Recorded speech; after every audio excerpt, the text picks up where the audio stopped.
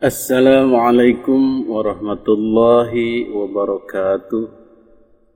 Hamdan wa syukran ala ni'amillah wassalatu wassalamu ala rasulillah. Hadirin netizen, pecinta Islam, pecinta NKRI yang dimuliakan Allah subhanahu wa ta'ala.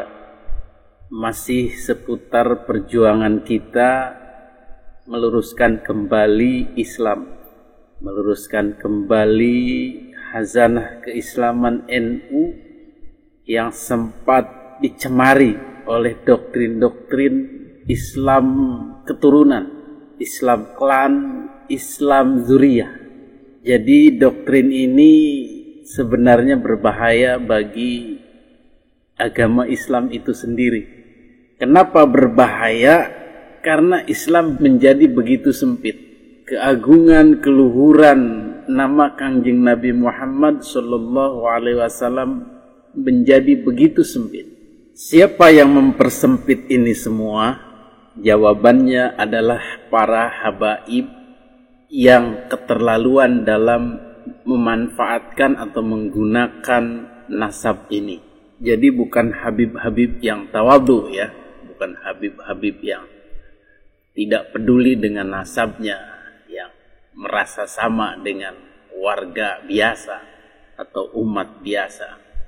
Tetapi Habib yang kita sering tonton, yang berkata tinggi, membangga-banggakan nasab, membangga-banggakan keturunan Nabi, dan tinggi hati pula, angkuh, ria, sombong, takabur, walaupun dibungkus dengan agama, seraya mengancam-ngancam, menakut-nakuti umat dengan sosok Kangjeng Nabi Muhammad sallallahu alaihi wasallam.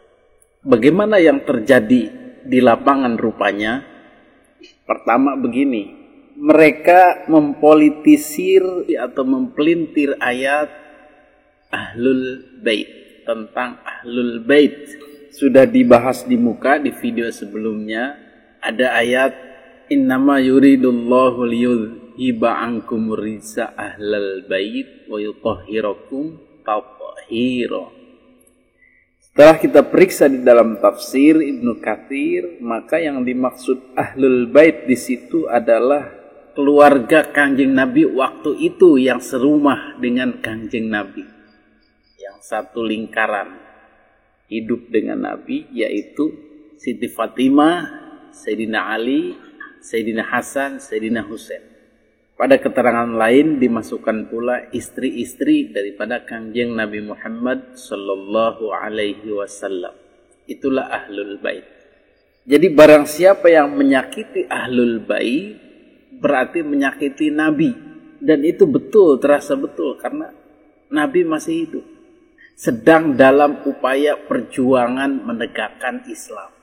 Jadi ketika ada orang yang mengganggu keluarga Nabi, itu akan menghambat dakwah Islam itu sendiri dan membuat Nabi sedih. Jadi Ahlul Bait ini harus disucikan sesuci-sucinya, harus dijaga oleh Allah subhanahu wa ta'ala. Karena apa? Karena demi kelangsungan dakwah beliau. Bagaimana mungkin dakwah Nabi dengan nilai-nilai agung, dengan pesan moral yang agung, dengan akhlak mulia, akhlakul karimah, ternyata Ahlul Baitnya berbuat cela. Ini kan kontraproduktif. Maka Allah lindungi Ahlul Bait ini supaya tetap terjaga suci sesuci-sucinya. Tetapi kemudian pengertian Ahlul Bait ini ditarik-tarik sehingga menjadi keturunan atau zuriyah Nabi hingga tahun 2023 ini. Masya Allah, itu kan terlalu jauh. Ribuan tahun masih digunakan untuk mendompleng Ahlul Bait yang ketika Nabi masih hidup. Ini kan numpang namanya, numpang di balik ayat. Nah, inilah yang dipercayai para habib, oknum-oknum habib itu yang terus didoktrinkan kepada umat. setelah sebelumnya mereka doktrinkan terhadap keluarga besarnya, yaitu Ba'alawi, bahwa kita ini ahlul bait. Jadi kalau ada orang menyerang kita, ngomongin kita, membuat sedih kita, bilang saja, kamu berarti membuat sedih Nabi dan kamu tidak akan dipandang oleh Nabi, tidak akan dilihat oleh Nabi, Nabi tidak akan ridho kepada kamu. Dan ketika Nabi tidak ridho, maka kamu tidak akan mendapat syafaatnya Nabi. Dan Allah pun tidak ridho, otomatis ujung-ujungnya kamu masuk neraka. Masya Allah. Umat ini ketika didoktrin begitu, mereka ketakutan. Seolah-olah yang mereka hadapi ini ahlul bait ketika Nabi masih hidup. Ya iyalah, jelas. Kalau ketika Nabi masih hidup, kita mengkritiknya, mengganggunya, atau tidak setuju dengannya, maka sama saja dengan mengganggu Nabi. Kenapa?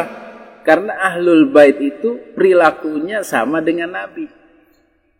Didikan langsung dari Nabi, nggak mungkin menjadi bahan omongan atau menjadi bahan kritikan. Nah, inilah doktrin-doktrin yang berbahaya bagi agama Islam dan berbahaya bagi Kangjeng Nabi. Kenapa? Karena mereka tidak dididik langsung oleh Nabi dan tidak berperilaku seperti Nabi, tetapi ingin mendapatkan keistimewaan layaknya ahlul bait Nabi ketika Nabi masih hidup. Ini kan aneh, lucu begitu. Itu dari segi ayatnya. Ada ayat-ayat lain juga yang diarahkan kepada ahlul bait tetapi diarahkan kepada dzurriyyah. Jadi beda ya antara dzurriyyah dengan ahlul bait. Kalau dzurriyyah itu mungkin keturunannya atau ada darahnya atau bersambung kepada Kangjeng Nabi setelah sekian ribu tahun, bisa saja, bisa jadi. Tetapi dari segi nasab pun Ba'alawi ini juga diragukan. Maka tidak ada alasan bagi kita untuk terus memujanya, untuk terus menyanjungnya, untuk terus memberikan privilege kepada mereka sebagai ahlul bait. Walaupun mereka berkoar-koar, ya sudah, anggap saja bualan omong kosong yang memang tidak pada tempat. Jadi tidak ada dzurriyyah itu diistimewakan seperti ahlul bait. Jadi mereka sama saja dengan kita, hanya bedanya ada nasab yang tersambung kepada Rasulullah Sallallahu Alaihi Wasallam, dan disitulah kita ada perhatiannya, ada ketakzimannya di situ. Itu pun bagi mereka yang berakhlakul karimah. Tetapi ketika mereka tidak berakhlakul karimah, ya sama saja dengan kita, dengan orang-orang awam. Bagaimana kalau mereka kemudian menampakkan diri sebagai orang alim, sebagai habib besar, sebagai orang yang wajib dihormati, tetapi akhlaknya begitu itu hancur, kata-katanya nggak terjaga. Nah, boleh kita lewati, bypass aja, nggak usah digubris dan nggak usah diikutin, nggak usah didengarkan ceramah-ceramahnya, pengajian-pengajiannya. Ya sudah, tinggalkan saja. Atau berhenti berlangganan, berhenti subscribe jadi muhibinnya lah. Begitu. Masih banyak habib-habib lain yang berakhlakul karimah, yang sejuk, yang damai, yang bagus untuk akhlak kita. Jadi begitulah sikap kita seharusnya menghadapi mereka, para habaib, oknum habaib yang mempelintir ayat ahlul bait demi kepentingan mereka, dan mempelintir hadis tentang ahlul bait atau keturunan Nabi. Mudah-mudahan kita dijauhkan dari sifat-sifat tercela dan sifat-sifat yang tidak sesuai dengan sifat Kangjeng Nabi Muhammad sallallahu alaihi wasallam. Dan mudah-mudahan agama ini kembali menjadi agama yang bebas dari klan, bebas dari keturunan, bebas dari nasab, bebas dari kebanggaan leluhur, tetapi kembali kepada ajaran murni Islam, yaitu inna akramakum indallahi atqakum. Semulia-mulianya kamu adalah yang paling takwa di antara kamu. La fadla li arabiyyin wala ajami illa bittaqwa. Jadi tidak ada beda antara orang Arab dengan orang non-Arab kecuali takwanya. Untuk masalah dzurriyyah, nasab itu nilai plus. Itu pun kalau akhlaknya karimah, mulia. Tetapi kalau tidak, sama saja. Hadanallahu wa iyyakum ajma'in. Wabillahi taufiq wal hidayah. Wassalamualaikum warahmatullahi wabarakatuh.